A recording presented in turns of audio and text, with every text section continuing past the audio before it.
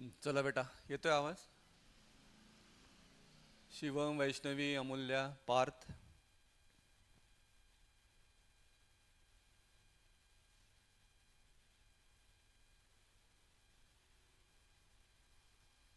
बोलो बोलो, ऑनलाइन वाले ही आप? ऑफलाइन नहीं है कोई? Yes sir. हां. ठीक आहे. तर चॅप्टर 5 से स्टार्ट कर. कालचा कसा गेला पेपर? सर खूप जास्त अभ्यास करून गेलो होतो, एवढं तर विचारलं पण नाही. हा ना, ते तसंच. पण ठीक आहे ना, चांगलं आहे ना. म्हणजे एक आयडिया तर आली तुम्हाला.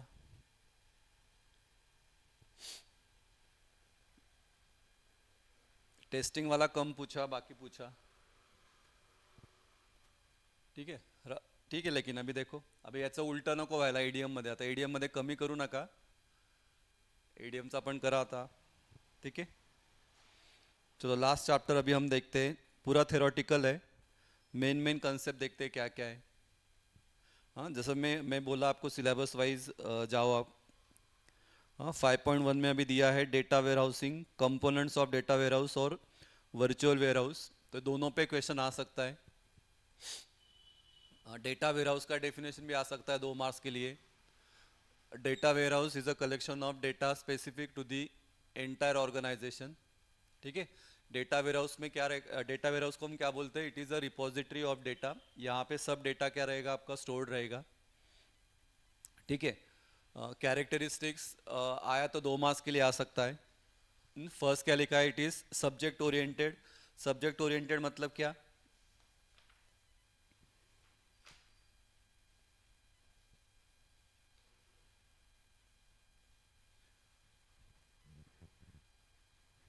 सब्जेक्ट ओरिएंटेड मीन्स ये क्या करता है? इंफॉर्मेशन क्या करेगा? प्रोवाइड करेगा. उसके बाद इंटीग्रेटेड. इंटीग्रेटेड मतलब क्या? अलग अलग सोर्सेज से वहाँ से डेटा को क्या किया हमने? इंटीग्रेट किया है, कंबाइन किया है. फिर time. Time variant. Time variant का मतलब क्या? इसको हम सेव कर सकते हैं हिस्टोरिकल पॉइंट ऑफ व्यू.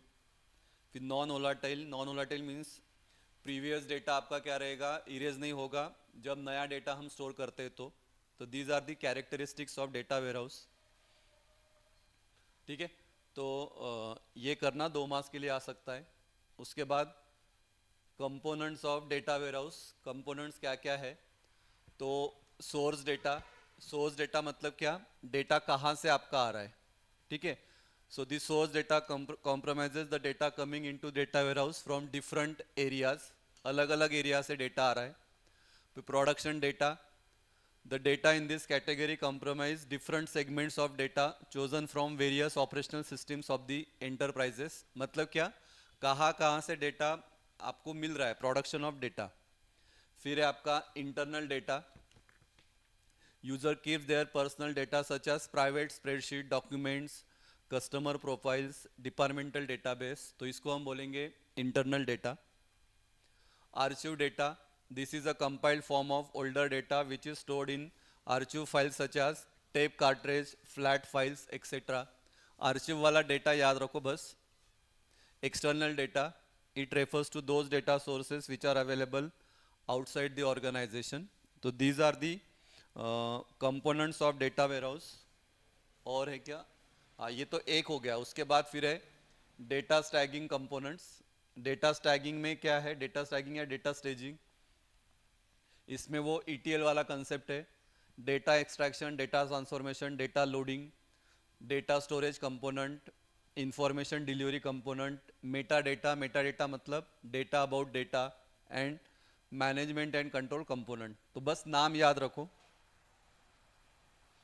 ठीक है. ओके. क्योंकि सिलेबस में ही आपको दिया है components of data warehouse, तो ये आपको लिखना है. ठीक है बेटा, जाओ आगे.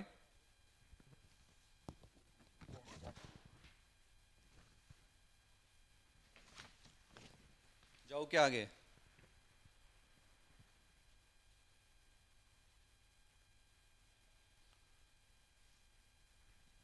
उसके बाद दिया है वर्चुअल वेयर हाउस.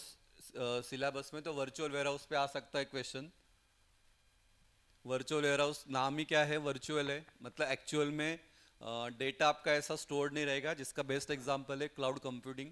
तो क्लाउड कंप्यूटिंग में सब डेटा क्या रहता है आपका, स्टोर्ड रहता है। हाँ, फिजिकली नहीं है लेकिन वर्चुअली क्या है, उसको हमने क्या किया है, स्टोर करके रखा है।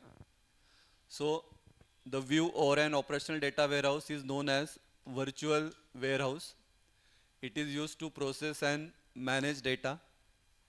अ वर्चुअल, देखो यहाँ पे लिखा है, a virtual warehouse is not physical place but a part of cloud computing that provides computing power, that is CPU memory, to run queries, load data and analyze information। दो marks के भी लिए आ सकता है, what is the function of virtual warehouse, means what is warehouse, what is the function of warehouse, virtual warehouse. तो उसमें आप ये लिख सकते हो, in this type of data warehouses the architecture consists of three components, namely storage layer, compute layer and services for managing data as shown in figure। अगर diagram में देखोगे, नोट्स में मैंने दिया है, तो वर्चुअल डेटा में वो तीन पार्ट दिया है।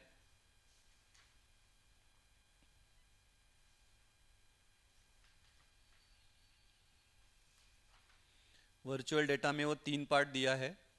हाँ, एक है आपका स्टोरेज लेयर, उसके बाद है आपका सर्विसेज, और एक है आपका स्टोरेज लेयर, सर्विसेज, और एक है आपका कंप्यूट लेयर। कंप्यूट मतलब जहाँ पे मेन कैलकुलेशन वाला पार्ट होता है या सर्विस प्रोवाइड वाला काम होता है, वो रहेगा आपका कंप्यूटेशन लेयर।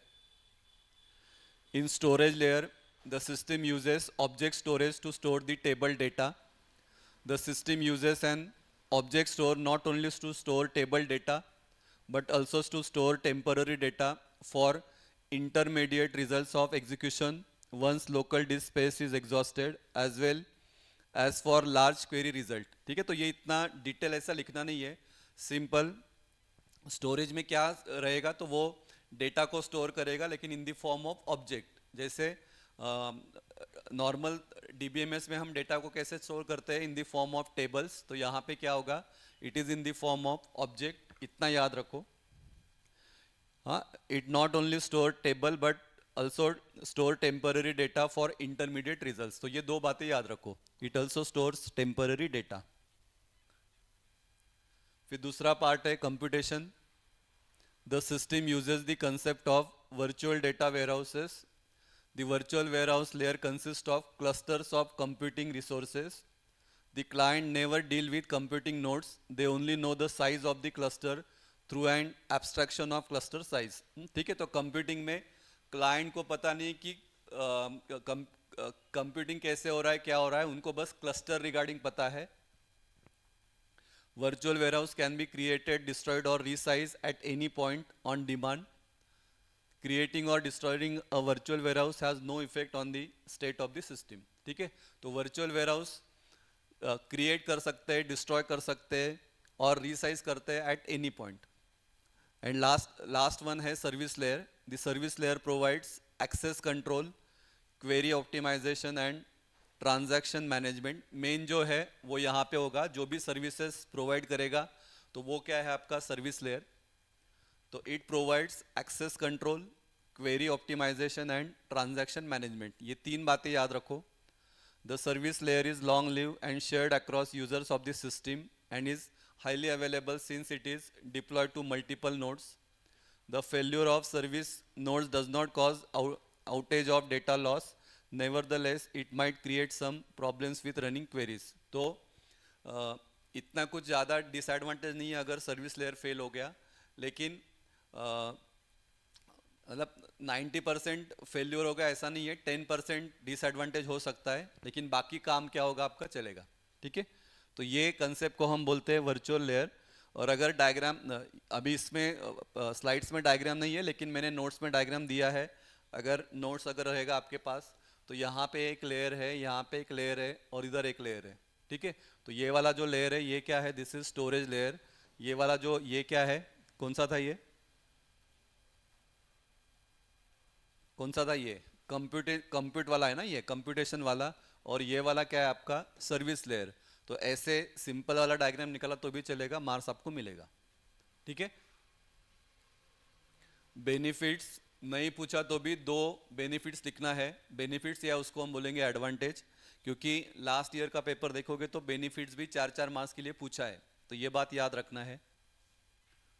तो improve performance, reduce data integration cost, increase flexibility, simplify data management, automation, enhance efficiency, better decision making, reduce storage cost. हाँ, तो खूप सिंपल आहे आणि सगळ्या ठिकाणी ॲडव्हान्टेज ऐसा सेम टू सेम ही है.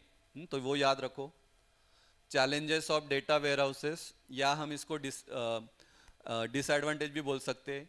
तो डेटा सिक्योरिटी का इशू है, इंटीग्रेशन का इशू है, और इनिशियल सेटअप कॉस्ट क्या लगेगा, बहुत ज़्यादा लगेगा. तो दीज आर दी डिसएडवांटेज या challenges in virtual warehouse. ठीक है, तो ये याद रखो. ठीक है, जाओ आगे. Yes sir. बोलत रहा, जाओ बेटा आगे.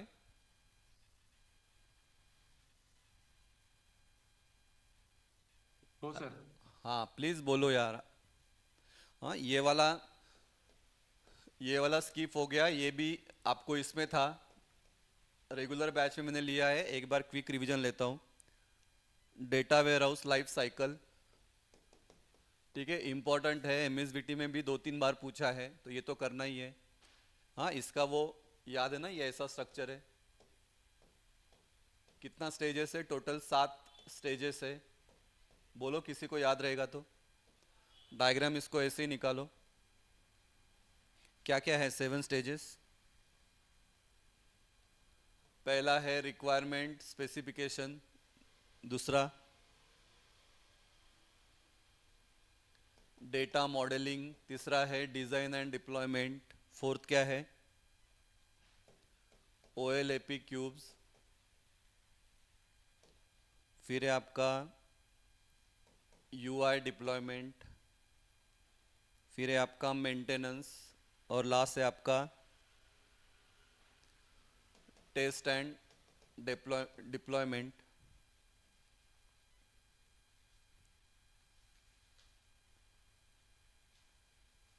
ठीक है. डेटा वेयरहाउस, ये क्या स्टेप्स है? डेटा वेयरहाउस लाइफ साइकिल मतलब क्या? डेटा वेयरहाउस डेवलप करने के लिए कौन से स्टेजेस से जाना पड़ेगा. ठीक है, तो पहला है रिक्वायरमेंट स्पेसिफिकेशन. रिक्वायरमेंट क्या है, क्यों चाहिए हमको, उसका साइज क्या रहेगा, तो वो बेसिस पे हमको क्या करना है, डेटा वेयरहाउस को क्या करना है, बिल्ड करना है. उसके बाद फिर आपका क्या है, डिज़ाइन. दूसरा क्या था, सेकंड वाला क्या था आपका, डेटा मॉडलिंग. ठीक है, डेटा मॉडलिंग का मतलब क्या, जो रिलेवेंट डेटा है उसको अलग करो, जो इररिलेवेंट डेटा है उसको अलग करो, तो वो रहेगा आपका प्रोसेस डेटा माइनिंग. उसके बाद फिर है आपका डिज़ाइन एंड डिप्लॉयमेंट, फिर उसको डिज़ाइन करके डिप्लॉयमेंट वाला पार्ट करना है. उसके बाद फिर है आपका OLAP, जिसको हम बोलते हैं ऑनलाइन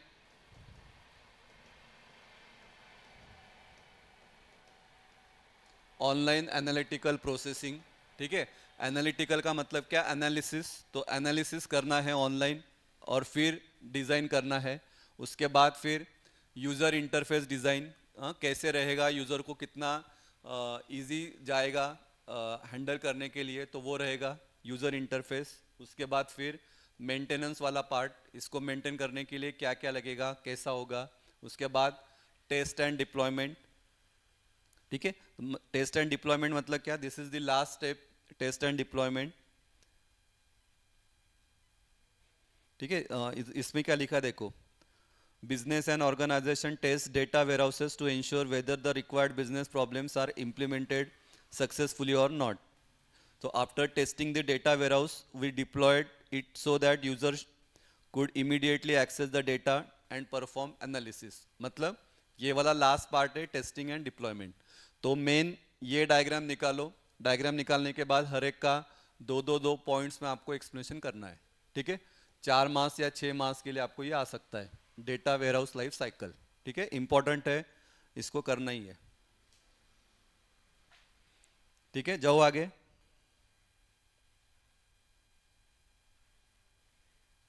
यस सर. ये भी इम्पोर्टेंट है, ये भी आएगा आपको, क्वेश्चन बैंक में भी था, अभी भी आएगा, मतलब आएगा. Function of data warehouse tools, जिसको हम बोलते हैं ETL.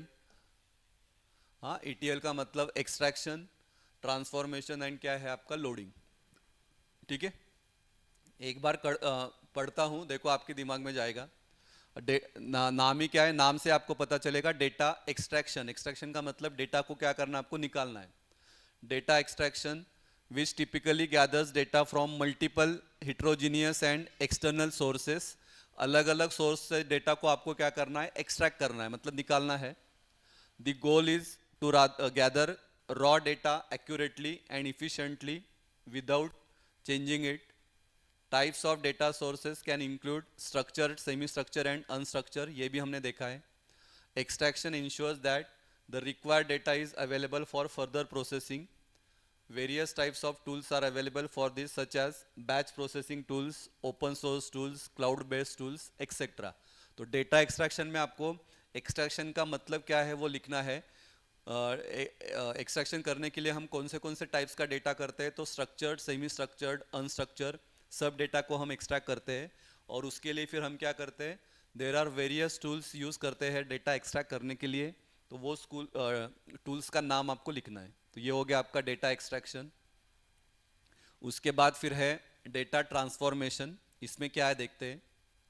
In data transformation, extract, transform and load tools transform and consolidate the raw data into in this tagging area to prepare it for the target data warehouse। क्योंकि अभी data को हमने collect कर लिया, अभी डेटा को हमको क्या करना है, ट्रांसफर करना है। मतलब जहाँ पे देना है वहाँ पे टारगेट एरिया पे हमको डेटा को क्या करना है, ट्रांसफॉर्म करना है।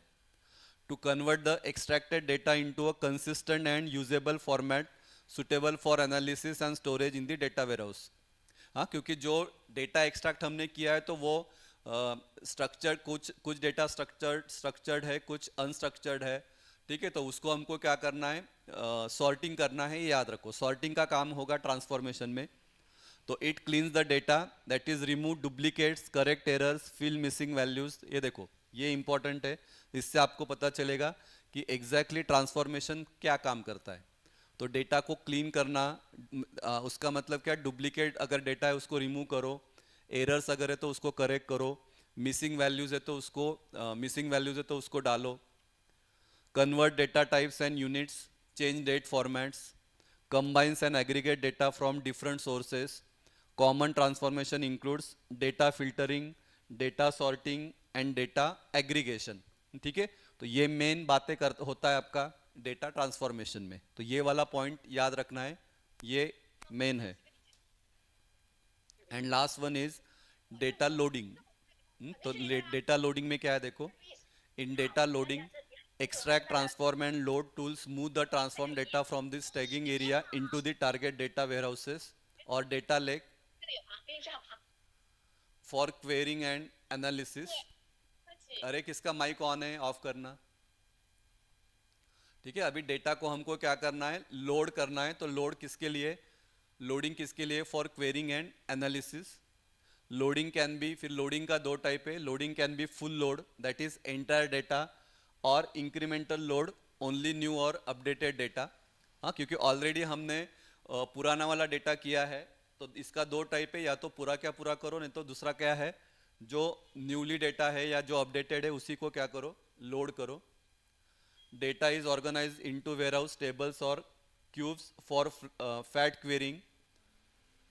Parallelism process is use. और डेटा लोडिंग के लिए क्या होगा, पैरेलल प्रोसेस यूज होगा। मतलब एक साथ हम दो या तीन डेटा को क्या कर सकते हैं, हम लोड कर सकते हैं।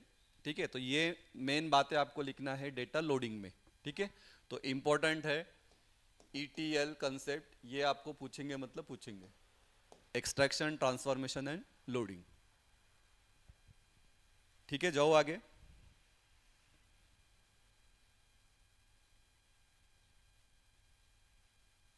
Yes, sir. जाऊ का पुढे।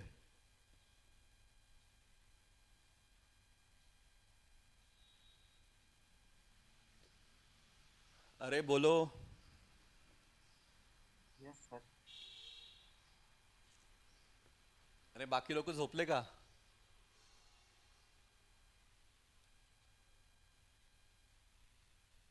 अरे थंब तो भी दो यार, थंब दिया करो।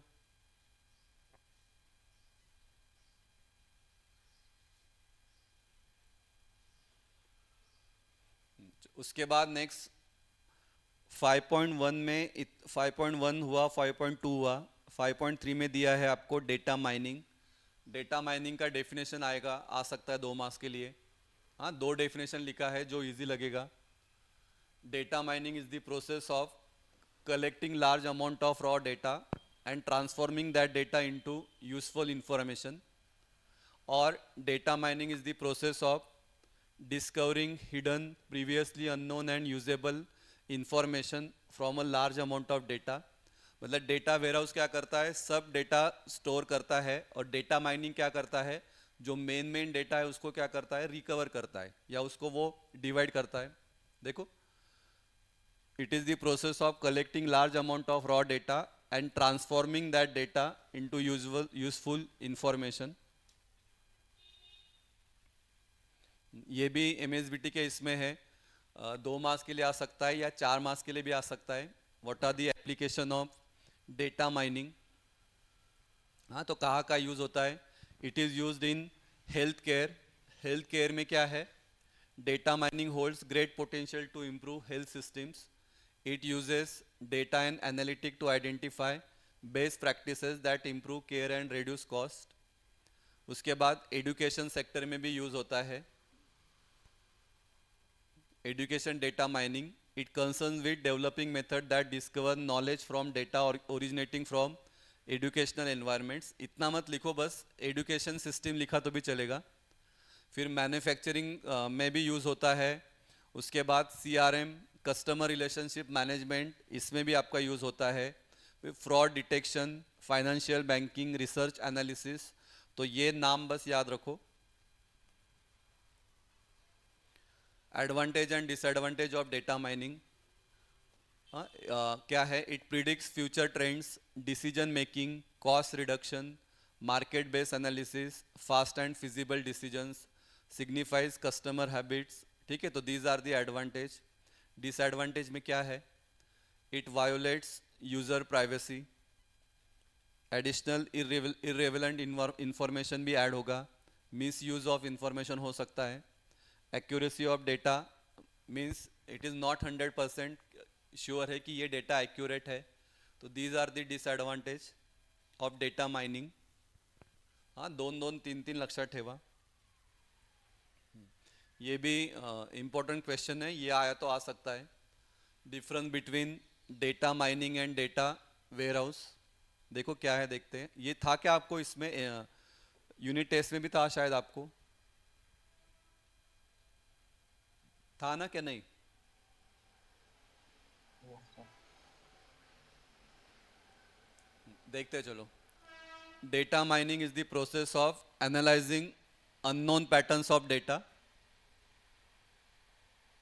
डेटा वेयरहाउस क्या है, data warehouse is use to integrate data from multiple sources and then combine into a single database। Data mining, it is the process of analyzing unknown patterns of data। It is the process of pulling of all relevant data together।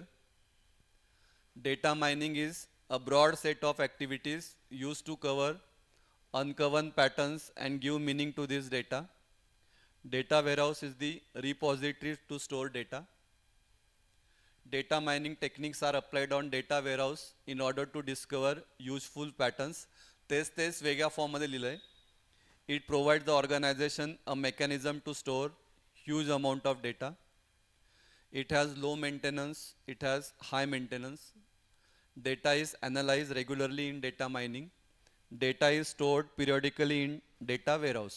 ठीक है, तो ये regularly होता है, ये periodically मतलब हफ्ते में या 15 दिन में ये काम होगा। ये आपका क्या होगा, रेगुलरली होता है। ठीक है, तो इम्पोर्टेंट है ये करके जाना, difference between data mining and data warehouse. उसके बाद फिर सिलेबस वाइज दिया है,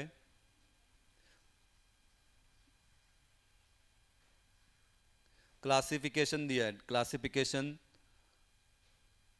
methods for data mining classification. हाँ, क्लासिफिकेशन कौन से बेसिस पे है, तो पहला है फर्स्ट डिसीजन ट्रीज। हाँ, डिसीजन ट्रीज नाम ही डिसीजन है, मतलब यहाँ पे यस और नो क्वेश्चन पे होगा। देखो, for the data classification we can ask some yes और no questions and map the results in a chart called decision tree. If a computer business wants to anticipate whether or not a possible buyer will buy a laptop, it can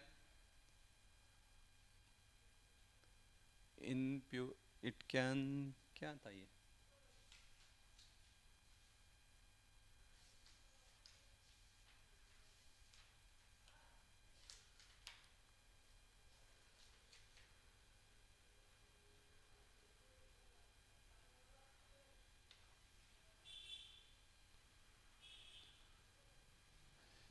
It can impure to the potential buyer, a student, we can.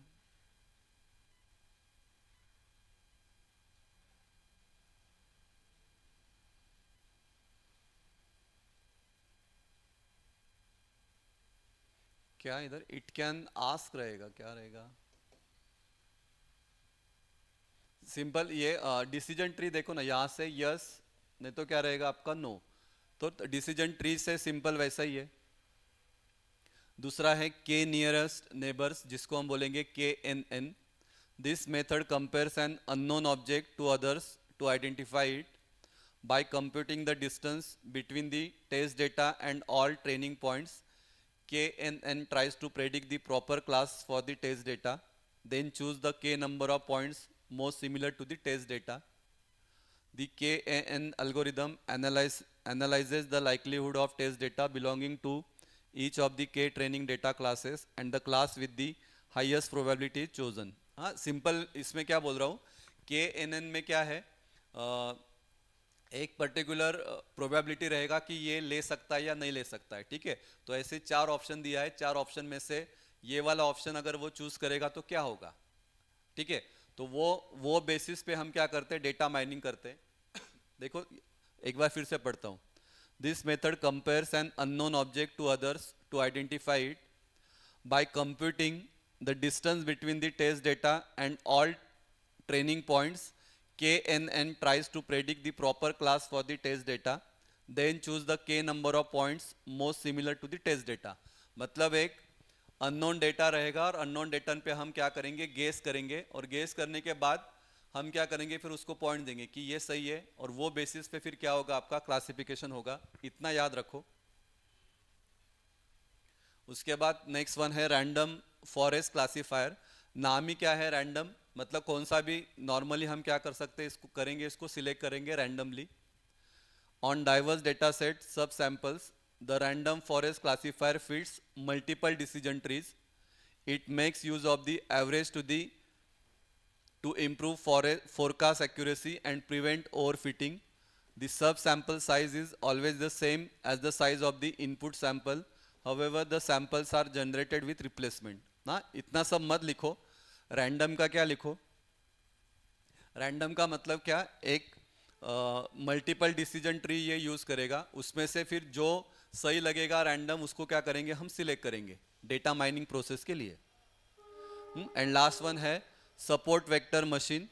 The support vector machines algorithm often known as SVM depicts training data as a space with significant gaps dividing into groups. Following that, new data points are mapped into the same space and their categories are predicted based on which side of the gap they group.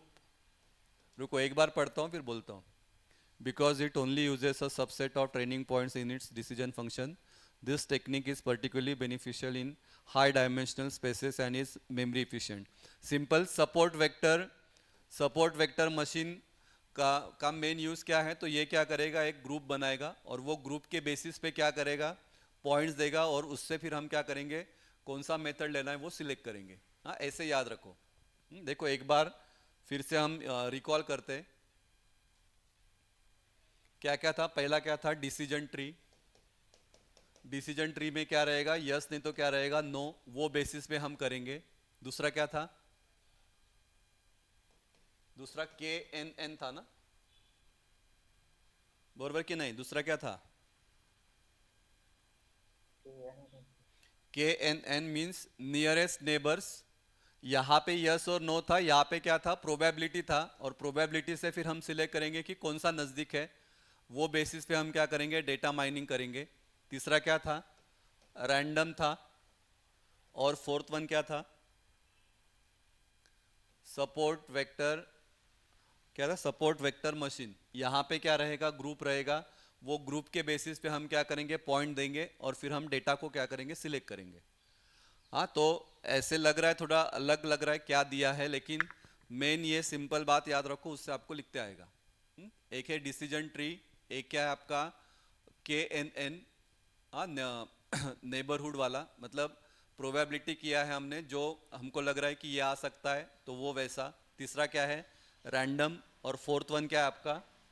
SVM। SVM का मतलब है आपका support vector machines. तो यहाँ पे क्या होगा? एक ग्रुप होगा, ग्रुप के बेसिस पे हम क्या करेंगे? उसको सिलेक्ट करेंगे। ठीक है, तो ऐसे याद रखो।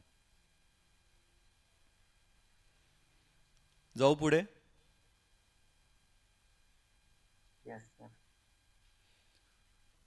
आप लोगों ने कुछ पढ़ा है क्या? नहीं शिवम, क्या अभी पहली बार देख रहे हो ये? शिवम का तो पढ़ा हुआ रहेगा, बाकी लोगों का बोल रहा हूँ, बाकी लोगों ने पढ़ा क्या? नहीं?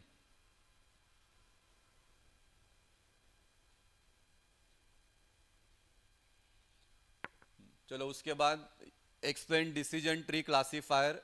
सिलेबस में सिर्फ इतना ही टॉपिक दिया है, डिसीजन ट्री क्लासीफायर। तो ऐसा ही क्वेश्चन आ सकता है 4 मार्क्स के लिए। डिसीजन ट्री क्लासीफायर क्या है? ये भी बहुत सिंपल है। It is a flow chart like tree structure. The decision tree classifier is a widely used technique for classification. As the name suggests, decision tree classifier uses a tree. Each leaf node has an associated, क्या था ये Shivam? Associated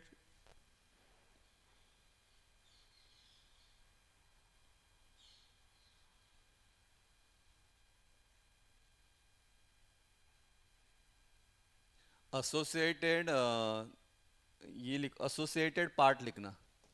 And each internal node has a predicted or more generally function associated with decision। ऐसा ही ना यार, ये main root है, फिर ये इसका, फिर इसके अंदर ये वापस सब part,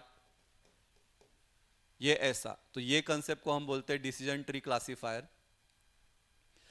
Decision tree classifier which perform classification by constructing a tree based on training instances with leaves having class labels। मतलब ये आपका रूट, ये इसका ब्रांच, और नीचे कुछ रहेगा तो वो क्या रहेगा? उसका लीफ, मतलब लास्ट वाला।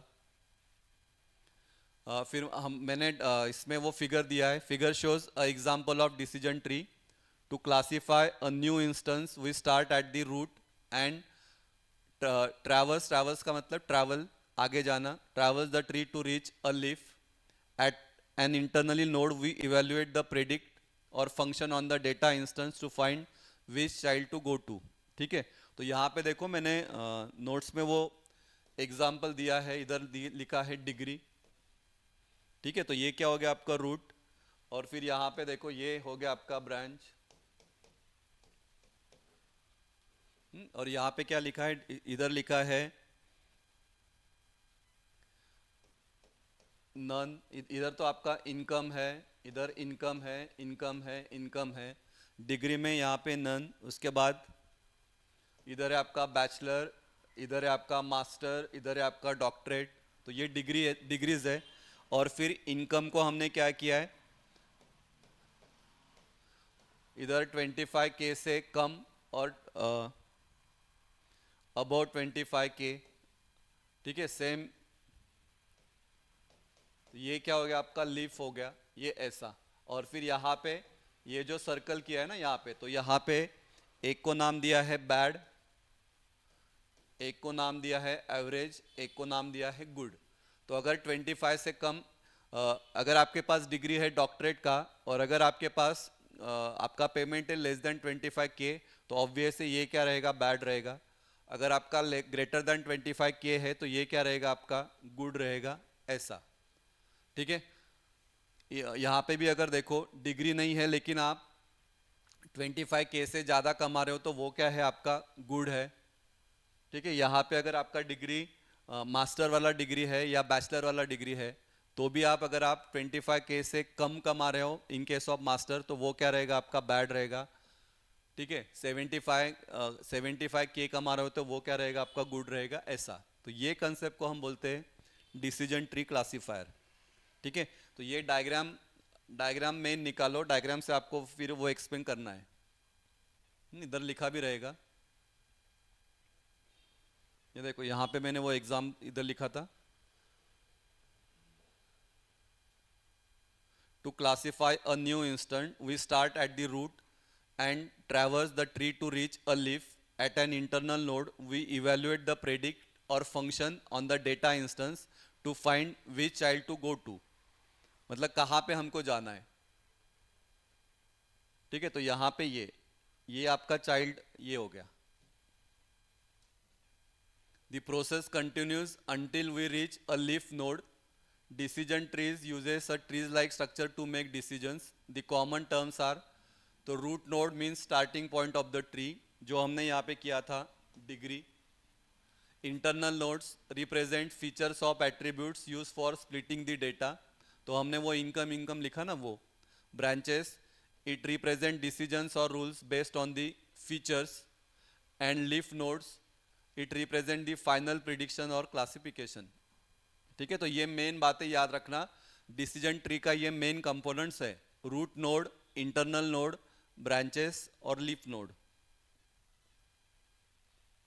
हाउ इट वर्क्स, इसका वर्किंग का दिया देखो, जो एग्जांपल मैंने बताया। Starts at the root node and traverse down the tree based on the ingest data based on the data features, ये वर्ड नहीं यूज किया तो भी चलेगा। At each internal node, a decision is made based on the features value leading to a specific branch. The process continues until a leaf node is reached, which represent the predicted class.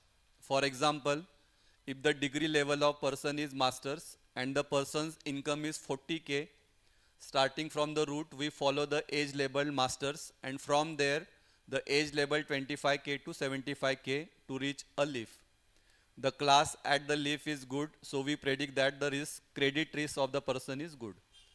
ठीक है, तो वही जो मैंने अभी आपको बताया। ठीक है, वहाँ से स्टार्ट हमने किया, फिर वहाँ से हम मास्टर पे आए, मास्टर पे फिर हमने मास्टर के यहाँ पे दो ऑप्शन था, less than 25K and about 25K। तो अगर अबाउट 25K है तो आपको क्या मिल रहा है आउटपुट, गुड। अगर लेस दैन 25K है तो वो क्या है आपका, बैड। ठीक है, कळलं का, समझा बेटा ऑनलाइन वाले? Yes, sir. उसके बाद फिर सिलेबस के पॉइंट ऑफ व्यू दिया है रिग्रेशन। रिग्रेशन का मतलब regression deals with prediction of value rather than a class. यहाँ पे क्या होगा, प्रिडिक्शन बेसिस होगा। The term regression refers to a data mining approach for predicting numeric values in a data set. हाँ, तो यहाँ पे याद रखो वर्ड प्रिडिक्शन, ये क्या करेगा, वैल्यू प्रिडिक्ट करेगा कि क्या हो सकता है। Regression can be use to predict the cost of product और service and other variables given values for a set of variables x1 x2 अप टू xn। We wish to predict the value for variable y। मतलब दो value दिया रहेगा, y value आपको क्या करना है, y आपको क्या करना है, कैलकुलेट करना है। तो उसके लिए आपको वेरिएबल क्या दिया रहेगा, x दिया रहेगा। तो y का वैल्यू किस पे डिपेंड है, x पे डिपेंड है। For instance, we could treat the level of education as a number and income as another number, and on the basis of these two variables we wish to predict the likelihood of default, which could be a percentage, which could be a percent chance of defaulting or the amount of involved in the default। क्या लिखा है,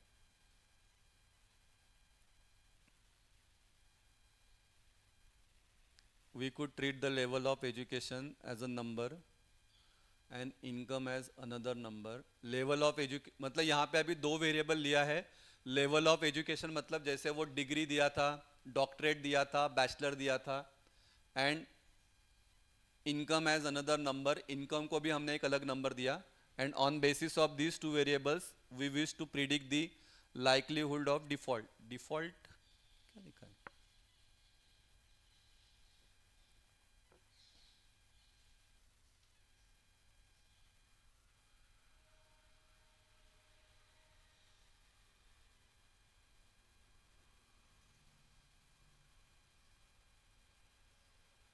default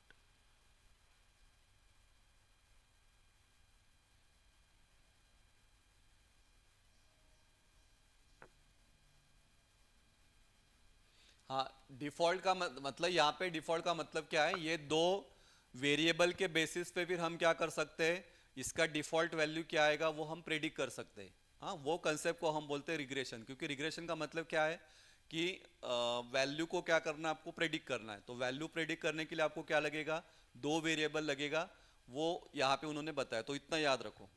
ये बाकी लिहायची गरज नहीं, और ये वाला फॉर्मूला लिखना। सो one way is to infer coefficient as such that a0 a1 a2, तो y is equal to formula क्या रहेगा, a0 plus a1 into x1 plus a2 into x2 up to an xn. तो finding such a linear polynomial is called as linear regression. In general, we wish to find a curve that fits the data. The process is called curve fitting. इतना मत लिखो, linear का मतलब क्या, एकदम straight line, curve का मतलब ये ऐसे या ये ऐसे हो सकता है। हाँ, तो जैसा आपका वैल्यू रहेगा वैसे आपका क्या आएगा, कर्व आएगा। तो रिग्रेशन का मतलब बस आप 3-4 पॉइंट से याद रखना, रिग्रेशन क्या करता है, प्रिडिक्शन ऑफ वैल्यू, इतना बात याद रखो, ठीक है। आया तो 4 मार्क्स के लिए भी आ सकता है, लेकिन 4 मार्क्स के लिए आपने इतना लिखा पॉइंट तो भी चलेगा, क्योंकि टेक्स्ट बुक में भी इतना दिया है, आपने जो एमएसबीटी का वो दिया था उसमें भी इतना ही दिया है, ज़्यादा दिया नहीं है, तो इतना ही याद रखो, ठीक है। जाओ आगे।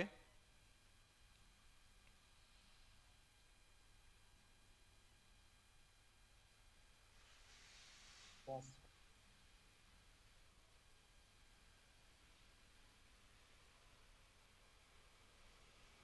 हाँ, ये भी सिलेबस में ऐसे ही दिया है, वैलिडेटिंग अ क्लासिफायर। तो इसका भी अगर आया क्वेश्चन तो एक्सप्लेन वैलिडेटिंग अ क्लासिफायर, ऐसा ही आएगा। ये विंटर 22 के इसमें आया है क्या, ये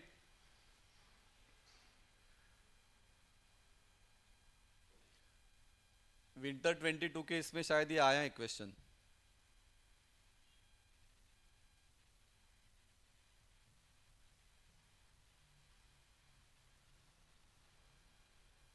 इसका तो एक ही अवेलेबल यार, विंटर 19।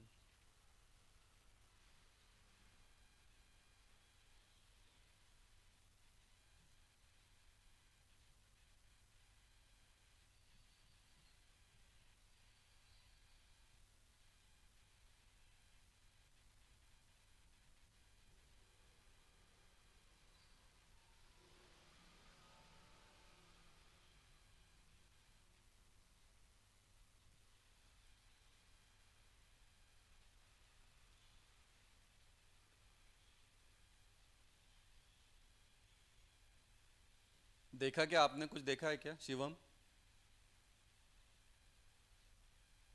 नहीं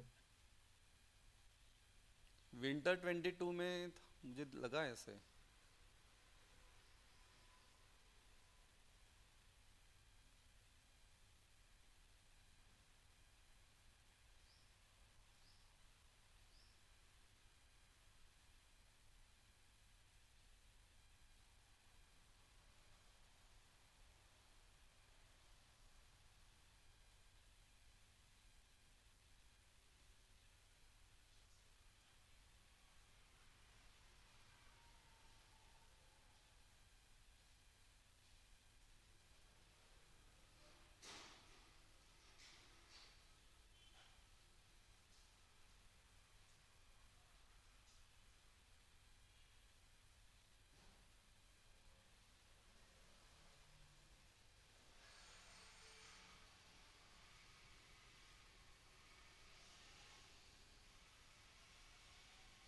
नहीं है, ये कहीं तो देखा था यार, लग रहा है, ठीक है।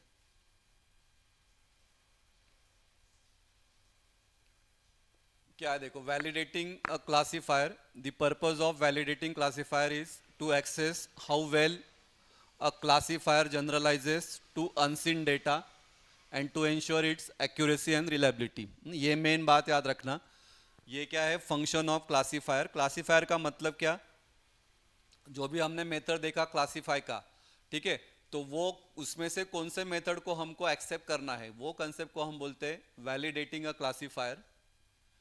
It is important it is important to validate a classifier, that is to measure its classification error rate before deciding to use it for an application. देखो वही लिखा है, मतलब क्लासीफायर को वैलिडेट करने के लिए फिर क्या क्यों हम करते हैं, तो वो उसका कौन सा मेथड आपको कम एरर देगा, तो ऑब्वियस है हम वही मेथड को क्या करेंगे, सिलेक्ट करेंगे. Consider an example of classification problem where a classifier has to predict based on some inputs whether a person is suffering from a particular disease or not. A positive prediction says that the person has the disease and a negative prediction says that the person does not have the disease. A set of test cases where the outcome is already known. In our example cases where it is already known whether or not the person actually has the disease is used to measure the quality of the classifier. मतलब तो यहाँ पे हमने दो method use किया, एक रहेगा आपका पॉजिटिव प्रिडिक्शन, एक क्या रहेगा आपका निगेटिव प्रिडिक्शन. पॉजिटिव प्रिडिक्शन का मतलब क्या, उसको वो डिसीज है, निगेटिव का मतलब क्या, उसको वो डिसीज नहीं है. A true positive is a case where the prediction was positive and the person actually had the disease, while a false positive is a case where the prediction was positive but the person did not have the disease. True negative and false negative are defined similarly for the case where the prediction was negative. हाँ, ये वाला point याद रखो. देखो फिर से पढ़ रहा हूँ. A true positive is a case where prediction was positive and the person actually had the disease. ये हो गया true positive. False positive मतलब क्या, where the prediction was positive but the person did not have the disease. क्या लिखा है, false positive है ना ये. The person प्रिडिक्शन आपका पॉजिटिव है लेकिन पर्सन को क्या है, डिसीज नहीं है. So true negative and false negative are defined similarly for the case where the prediction was negative. तो वैसा ही ट्रू निगेटिव और क्या रहेगा आपका, फॉल्स निगेटिव रहेगा. तो निगेटिव का मतलब पर्सन को डिफेक्ट नहीं है, तो एक रहेगा ट्रू निगेटिव और एक क्या रहेगा आपका फॉल्स निगेटिव. तो ये वाला पॉइंट मत लिखो, ये मुझे भी नहीं समझा क्या लिखा है. हाँ, ये वाला मत लिखो, इतना लिखना. And techniques for classification, तो hold out method, splitting the data into training and testing set. Data को क्या करो, स्प्लिट करो. उसके बाद cross validation, splitting the data into multiple folds and using different combination for training and testing. Cross validation provides much more accurate measures than merely partitioning the data into a single training and single test. मतलब अगर ये ऐसा है x और y, ठीक है, a और b, तो इसको इसके साथ भी एग्जामिन करो, इसको इसके साथ भी एग्जामिन करो. तो ये कंसेप्ट को हम बोलते हैं क्रॉस वैलिडेशन. मतलब ये वाला वैल्यू डालने के बाद क्या दे रहा है, ये वाला वैल्यू अगर ऐसे किया तो क्या आ रहा है, तो वो कंसेप्ट को हम बोलते हैं क्रॉस वैलिडेशन. ठीक है, तो ये दो मेथड है, बस दो ही मेथड है. एक है आपका होल्ड आउट और एक क्या आपका क्रॉस वैलिडेशन. तो उतना नाम याद रखो, उतना सफिशिएंट है. ठीक है, जाओ आगे. Yes sir. हाँ, उसके बाद एसोसिएशन रूल वाला नोट्स में जो मैंने दिया है ना, ये मत करो. मतलब इसमें के कुछ पॉइंट्स लो, लेकिन मॉडल आंसर में जो दिया है ना, विंटर 19 के मॉडल आंसर में, उसका आंसर अच्छे से दिया है, तो ये आंसर करना विंटर, क्योंकि एक ही दो मॉडल आंसर आपके पास अवेलेबल है.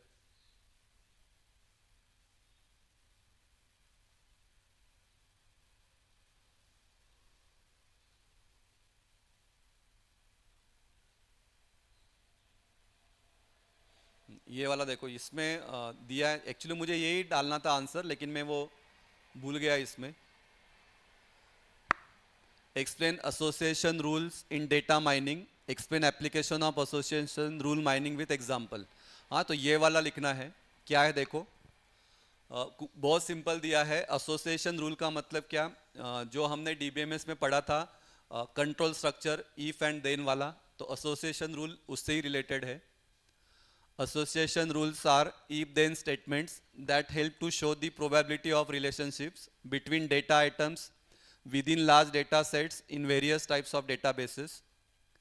Association rule mining has number of applications and is widely used to help discover sales correlation in transactional data or in medical data sets. देखो मेन पहला पॉइंट है if then statement के basis पे ये है, फिर ये कहाँ कहाँ पे यूज़ होता है, तो it is use to sales department में यूज़ होता है, मेडिकल डिपार्टमेंट में यूज़ होता है, ये सेकेंड पॉइंट है. Association rule mining at a basic level involves use of machine learning models to analyze data for patterns or co-occurrence in a database. It identifies frequent if-then association which are called association rules. मतलब ये क्या करता है, frequently क्या check करता है, if then condition check करता है, अगर ऐसा है तो क्या होगा, ये वाला condition. An association rule has two parts. An antecedent means उसको हम बोलते हैं if, and a consequent that is then. मतलब cause और effect, अगर ये है तो ये, अगर ऐसा है तो इसका effect क्या होगा. And antecedent is an item found within the data. A consequent is an item found in combination with the antecedent. बराबर है ना, इसका मतलब वही है ना. अगर if statement है, अगर if है तो उसके बाद फिर क्या होगा, अगर ऐसा है तो फिर हम क्या करेंगे, देन वाला स्टेटमेंट करेंगे. तो application of association rule mining क्या है, medical diagnosis, protein sequences, fraud detection in credit card transaction, biomedical literature, customer relationship management, census data, market based analysis. तो यहाँ पे ये एप्लीकेशन में यूज होता है. और उन्होंने बोला है कि एक एप्लीकेशन को क्या करो, आप एक्सप्लेन करो. तो मार्केट बेस्ड एनालिसिस पे लिया है, देखो क्या लिखा है. This is the most typical example of association mining. Data is collected using barcode scanners in most supermarkets. This database known as the market basket database consists of large number of records on past transaction. A single record lists all the items bought by a customer in one cell. Knowing which group are inclined towards which set of items gives these shops the freedom to adjust the store layout and the store catalog to place the optimally concerning one another. हाँ, इसका मतलब क्या, देखो market based analysis, वो bar code पे, अभी हम सब डीमार्ट जाते हैं, शॉपिंग के लिए जाते हैं, आपको पता है, तो बार कोड जो लगा रहता है, तो बार कोड के एनालिसिस पे वो डिसाइड करते हैं कि कौन सा प्रोडक्ट ज़्यादा सेल हो रहा है. वो बेसिस पे फिर वो क्या करते हैं, वो प्रोडक्ट को ऑर्डर करते हैं. आ रही बात समझ में, करते हैं का बराबर ना, कौन सा आइटम ज़्यादा उसका सेल हो रहा है, वो बेसिस पे फिर वो क्या करते हैं, एनालिसिस करते हैं. तो वहाँ पे यूज होता है आपका ये एसोसिएशन रूल, वही लिखा है इसमें. दूसरा मेडिकल डायग्नोसिस में क्या है, देखो, association rule in medical diagnosis can be useful for assisting physician for curing patients. Diagnosis is not an easy process and has a scope of errors which may result in unreliable end results. So using relational association rule mining, we can identify the probability of the occurrence of illness concerning various factors and symptoms. Further, using learning techniques, this interface can be extended by adding new symptoms and defining relationship between the new signs and the corresponding diseases. हाँ, मतलब वही है, एक बार पढ़ लोगे तो आपको समझ में आ जाएगा कि मेडिकल में इसका क्या यूज है. तो प्रीवियस डिसीज का रिकॉर्ड हम देखेंगे कि एग्जैक्टली उसको क्या हुआ है, फिर क्या क्या उसको सिम्टम्स है, वो अगर नया कुछ सिम्टम्स आया तो फिर नए को भी हम क्या करेंगे, ऐड करेंगे. और वो बेसिस पे फिर क्या होगा, फिजिशियन क्या करते हैं, प्रेडिक्ट करते हैं या फिर वो दवाई देते हैं कि आपको क्या यूज़ करना है.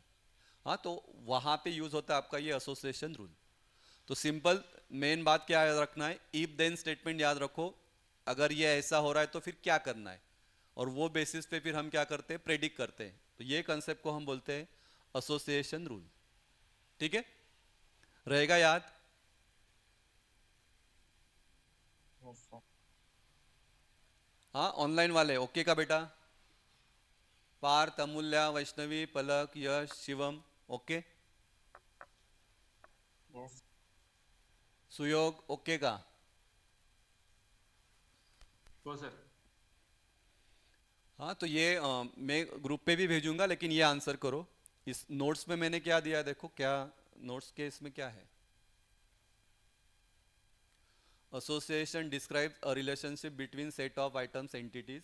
The association rules derived during data mining correlate a set of items with another set of items that do not intersect.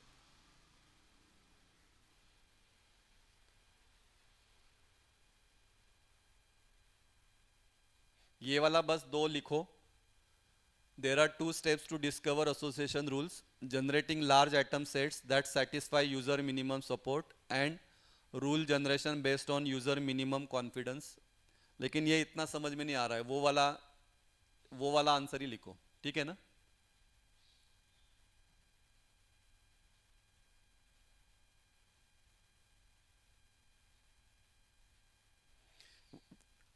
वो उसका और इसका मतलब वही है, देखो ना यहाँ पे लिखा है the two common measures of interest are support and confidence.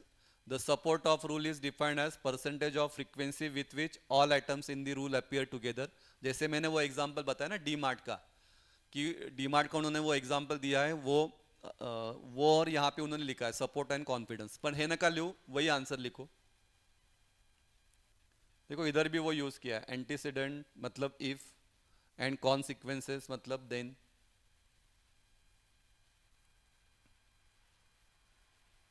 ठीक है, पर वही मुझे ये वो लगा अच्छा, ये वाला कुछ समझ में नहीं आ रहा है, वही लिखना. उसके बाद फिर सिलेबस वाइज है आपका clustering. A cluster is a collection of data element that are similar to one another. नाम ही है क्लस्टरिंग, मतलब क्या, जो डेटा आइटम सिमिलर है उसका क्या करो, एक क्लस्टर बनाओ. हाँ जैसे डोमेन रहता है ना, डोमेन, तो डोमेन का मतलब वही है, एक पर्टिकुलर डोमेन. मतलब क्या, जैसे कि अगर जब मार्केट एनालिसिस होता है तो जब भी कोई नया प्रोडक्ट मार्केट में आता है तो पहले वो क्या करते हैं, डोमेन एनालिसिस करते हैं. डोमेन एनालिसिस मतलब क्या, कि जो प्रोडक्ट हम लॉन्च करेंगे तो वो किसके लिए बेनिफिशियल है. जैसे कि स्टूडेंट है तो स्टूडेंट का अलग डोमेन रहेगा. फिर जो बैचलर्स है, बैचलर्स का अलग रहेगा. जो मैरिड है उनका डोमेन अलग रहेगा. जो ओल्ड एज के लोग हैं, अबव 50 या अबव 60, तो उनका डोमेन अलग रहेगा. तो वो बेसिस पे वो क्या करते हैं, मार्केट एनालिसिस करते हैं या डोमेन एनालिसिस करते हैं. तो यहाँ पे क्लस्टर का मतलब वही है, it is a collection of data elements that are similar to one another, that indicates the objects are similar within the same group but differ from one another, or are dissimilar or unrelated to the objects in other groups or clusters. Clustering can be thought of as partitioning or segmenting the data into groups that might or might not be disjointed. The clustering is usually accomplished by determining the similarity among the data on predefined attributes. हाँ तो जो similar है उसको क्या करो, एक cluster बनाओ. हाँ जैसे मैं सब्जेक्ट का ही बोल रहा हूँ, जैसे जब मैंने आपको सॉफ्टवेयर इंजीनियरिंग पढ़ाया तो कंप्यूटर का सिलेबस, कुछ सिलेबस सेम था, कुछ सिलेबस क्या था आपका डिफरेंट था.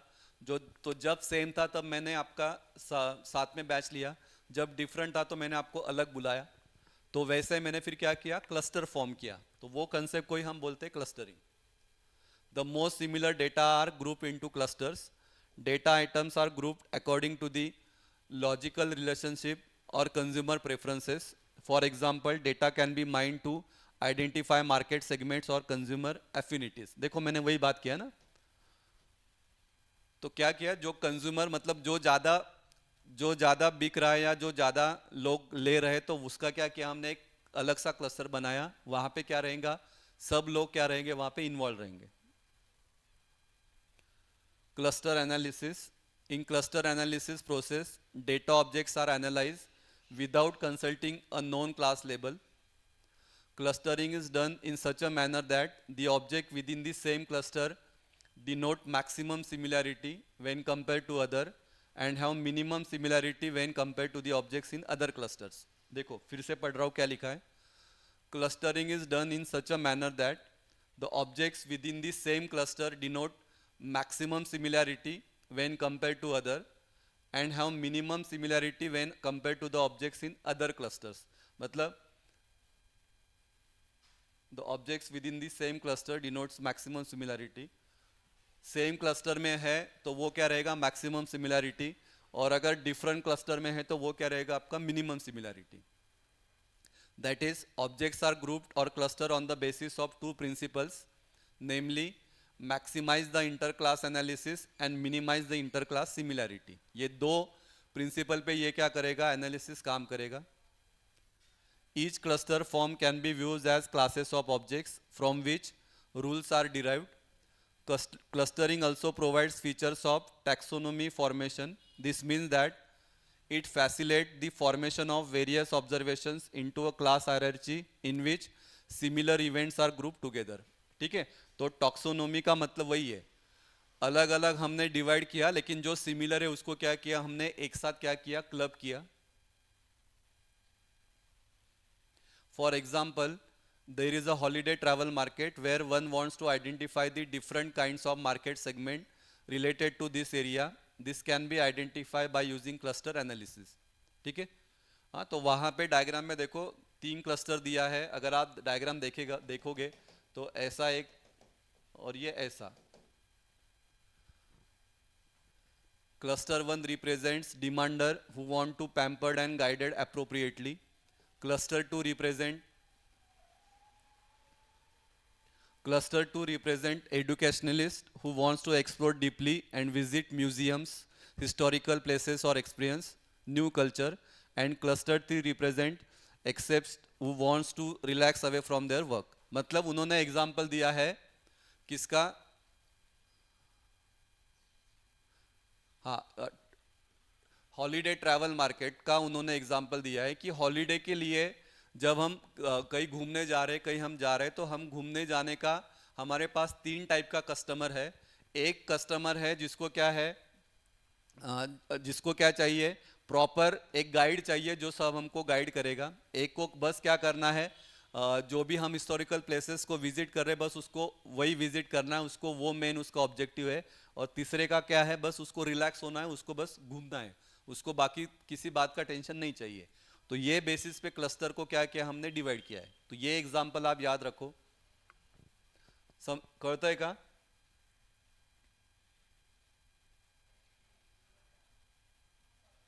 है ना. ये 3 एग्जांपल याद रखो. क्लस्टर को क्या किया है, 3 पार्ट में मतलब हॉलीडे का दिया है एग्जांपल, और हॉलीडे के लिए फिर 3 ऑप्शन है. किसी को बस रिलैक्स के लिए घूमना है, किसी को एजुकेशन पर्पस के लिए घूमना है, किसी को एक गाइड चाहिए जो प्रॉपर क्या करेगा, उसको गाइड करेगा. तो ये ऐसे 3 पार्ट में वो क्लस्टर को क्या किया है, डिवाइड किया है. ठीक है, ओके का बेटा. Yes sir. उसके बाद ये भी explain data mining clustering method.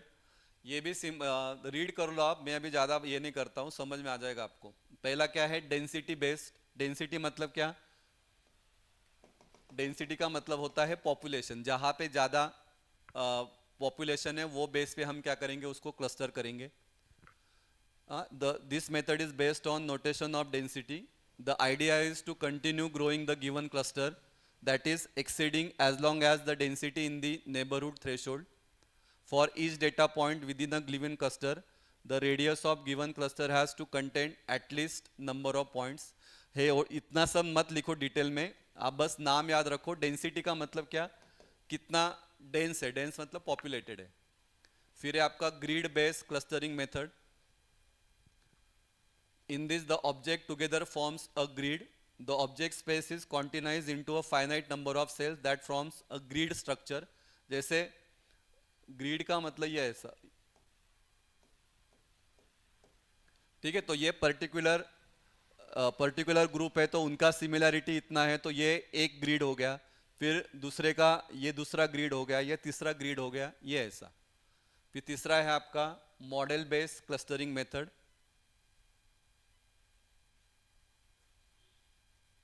Model base नाम ही याद रखो, मॉडल बेस याद रखो.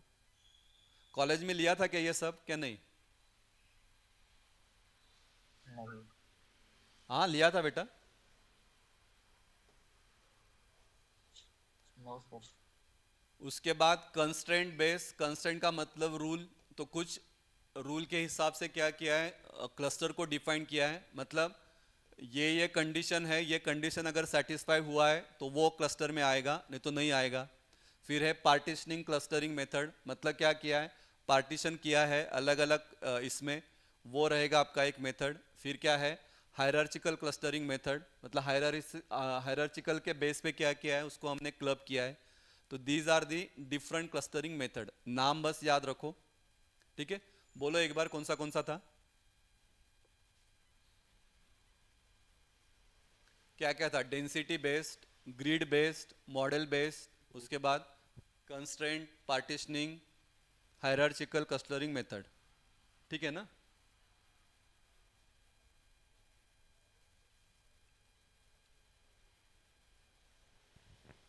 ठीक है, जाओ आगे। Yes, sir. नेक्स्ट है फिर other forms of data mining. ये भी सिंपल है, मतलब नाम से ही पता चलेगा, मैं बस रीड कर रहा हूँ, देखो other forms of data mining. वापस डेटा माइनिंग का डेफिनेशन लिखा है, क्या है पढ़ रहा हूँ। The term mining generally refers to the extraction of resources. Data mining is the extraction of relevant and valuable information from data beyond the core data mining techniques like classification and regression. Other forms include, तो ये data mining का process है, जो यहाँ पे अगर आप देखोगे विंटर 22 में ये वो क्वेश्चन था ना, 2 मार्क्स का क्वेश्चन था, देखो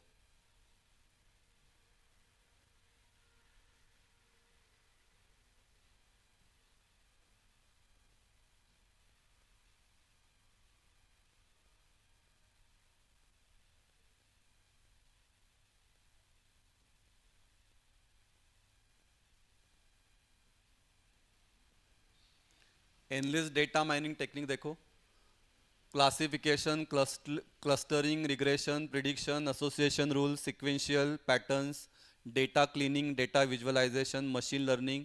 तो these are the data mining techniques, याद रखो।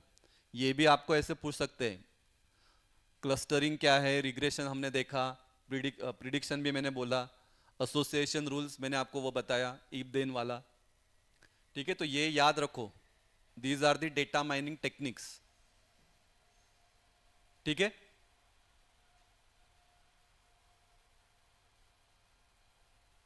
Yes sir.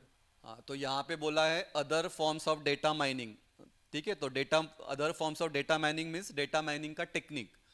तो देखो data mining is the extraction of relevant and valuable information from data, वो तो हम स्टार्टिंग से देखते आ रहे हैं। Beyond the core data mining techniques like classification, regression, other forms include, तो एसोसिएशन रूल माइनिंग जो हमने देखा, anomaly detection, finding outliers or unusual data points, example fraud detection. फिर sequential pattern जो पढ़ा हमने, finding regular sequences or trends over time, example what products people tend to buy in sequence, नाम ही sequence है तो कौन सा लेंगे। text mining, this is a subset of data mining that focuses on extracting meaningful information from unstructured text data. It is the process of transforming unstructured text into a structured format to identify the meaningful patterns and new insights. Simple है text mining, ये भी याद रखो। फिर है आपका neutral networks and deep learning, algorithm inspired by the human brain capable of recognizing complex patterns and relationships, widely used in pattern recognition, image and speech analysis and modern AI application. नाम याद रखो, लिखते आएगा, neural network and deep learning, AI में use होता है, ऐसे याद रखो। Summarisation, it condenses large data sets into more compact understandable forms, use for data visualisation, report generation and quick decision making. हाँ, समराइज करना है। फिर है आपका data visualisation, it helps user to examine large volume of data and to detect patterns visually. So visualization converts data mining results into visual formats, means chart, data, dashboards, etc. to highlight trends and patterns. Data visualization in data mining is the process of using visual representations, charts, graph, maps to explore and understand data, identify pattern and gain insights. ठीक है ना, आप करते हो ना ये data visualisation, कितने का परसेंटेज क्या है, जैसे कि ये ऐसा चार्ट रहेगा, इतना परसेंटेज है कि ये इसका है, या बार चार्ट में ये ऐसे पता चलता है, बार चार्ट में ये ऐसे रहेगा ना, ये इतना परसेंटेज इसका है, फिर ये इतना परसेंटेज है, फिर ये इतना परसेंटेज है. क्रिकेट अगर आप देखते रहोगे तो क्रिकेट में भी वो आता है.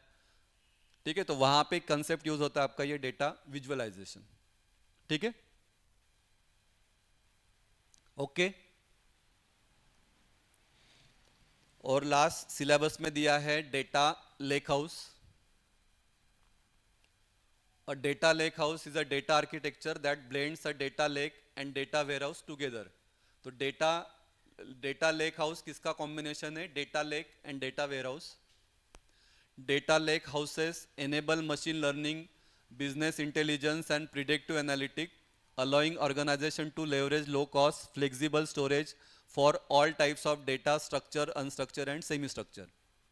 ठीक है, तो data lake house क्या है? It is a combination of data lake and data warehouse. तो दोनों का वो एडवांटेज डिसएडवांटेज कंबाइन करके डेटा लेक हाउस बना है.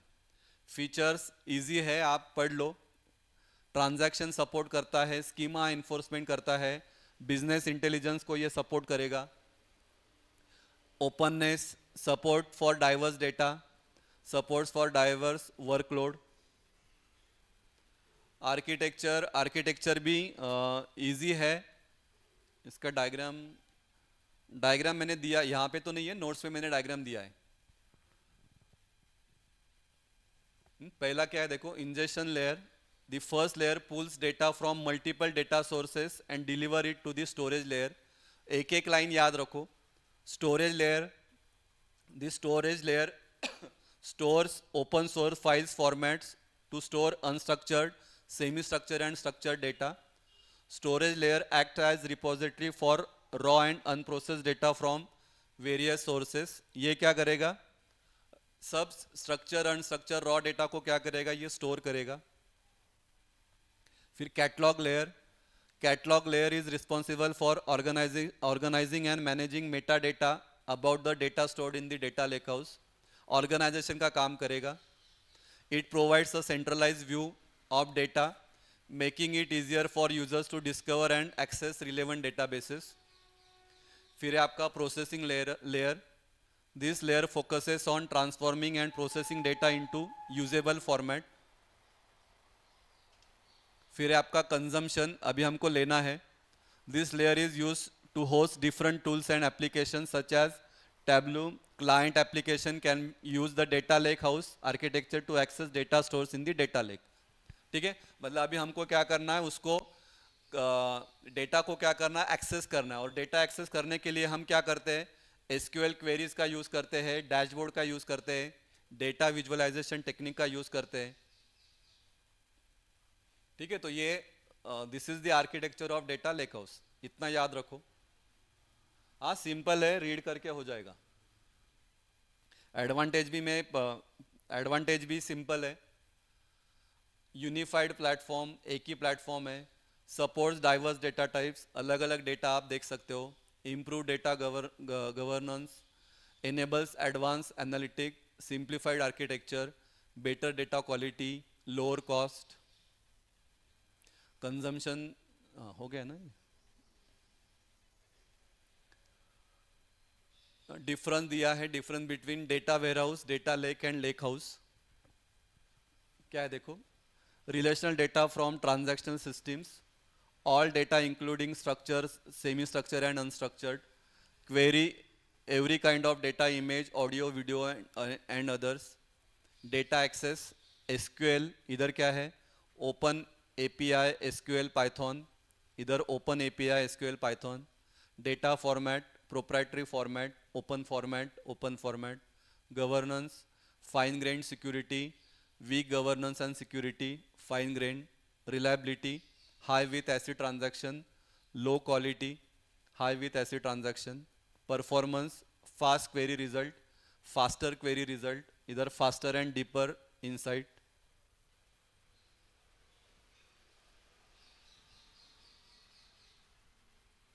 ठीक है, डेटा माइनिंग क्लासिफिकेशन, हाँ ये एक MSBT में था, ये डेटा माइनिंग क्लासिफिकेशन 2 मार्क्स का। Classification based on types of data mine, classification based on types of knowledge, classification based on type of technique, classification based on application domain. ठीक है, तो 2 मार्क्स के लिए आप इतना लिख सकते हो। ठीक है, हाँ तो यहाँ पे चैप्टर 5 आपका ये एंड होता है।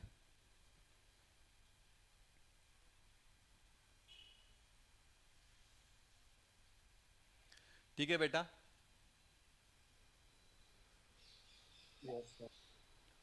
अभी कल भी ऐसा ऑनलाइन ही लेंगे। कल एक शॉर्ट रिव्यू कर लेंगे क्या इंपॉर्टेंट है क्या। अभी मैं ये सब रीड नहीं करूँगा।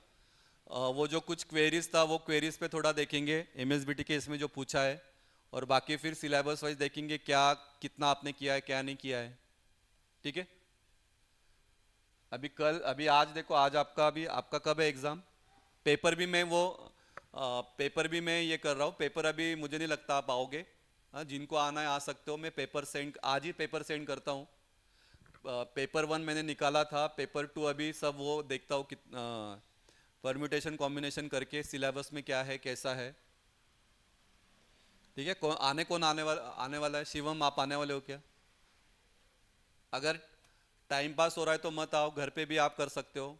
लेकिन पेपर घर पे दो, मतलब मेरा रिक्वेस्ट है आपसे कि आप सब सिलेबस होने के बाद एक बार पेपर देखो और घर पे ट्राई करो देने का। चाहे तो देख के लिखो, जितना आ रहा है उतना खुद लिखो, जितना नहीं आ रहा है उतना देख के लिखो, लेकिन 3 घंटा आप बैठो, मतलब आपको एक आइडिया आएगा। अभी आपको सॉफ्टवेयर का पेपर हुआ तो आपको पता चला रहेगा कि कैसा, मतलब डिफ़िकल्ट जाता है 3 घंटे बैठने का, याद नहीं आता है। तो जब आप 3 घंटे बैठोगे तो आपको वो समझ में आएगा। ठीक है ना। आज क्या है, 15 है ना। आज 15, 16, 17, 18 को पेपर है 2 to 5। ठीक है, तो आपका अभी आज का मैं बोल रहा हूँ, आज तो हमने 5th चैप्टर पढ़ लिया। अभी आप उस पर ज़्यादा ये मत करो। अभी आप, मतलब मुझे लगता है कि अभी 4th चैप्टर आपने आज करना चाहिए। 4th चैप्टर क्योंकि ज़्यादा लेंदी है, बरोबर ना। आपका टारगेट बोल रहा हूँ 4th चैप्टर, ये दोनों हो जाएगा कल। फर्स्ट सेकंड, पहला वाला तो बहुत इजी है। फर्स्ट सेकंड और थर्ड का आधा पार्ट ये आपका होना चाहिए। फिर 17 को आपको थर्ड का हाफ पार्ट। ठीक है, और 5th तो आज मैंने लिया, लेकिन 5th वापस आप पढ़ो। और फिर रात को, मतलब मुझे लग रहा है कि रात को फिर आपने सब होने के बाद रात को आपने 8 to 11 मैंने जो पेपर निकाला है, दोनों पेपर वो लेके आप बैठो और उस पर फिर थोड़ा सोचो क्या है क्या नहीं, वो बेसिस पे आप पढ़ाई करो। और 18 को तो फिर आपको और आधा दिन है, तो आधा दिन आप वापस सब रिवीजन कर सकते हो। ऐसा आपका टारगेट होना चाहिए। मतलब मैंने तो ये ज़्यादा दे दिया कि 17 को आपको इतना है, 17 में भी आप और कुछ कर सकते हो जो पेंडिंग है वो। मतलब टाइम दिया है आपको अच्छे से, उसका यूटिलाइज करो, बरोबर ना। आज आपका ये भी हो सकता है, मतलब 4th अभी तो है ना टाइम, अभी 10 बैठोगे आप। 10 नहीं, चलो 12 बजे बैठोगे, 12 से 5 बीच में। ठीक है, 12 से 5 में आपका 4th चैप्टर होना चाहिए। रात को आप 1st चैप्टर देख सकते हो क्योंकि 1st चैप्टर इजी है, वो हो जाएगा। फिर 16 को आपको 2nd and 3rd ये आपका हो जाना चाहिए कल।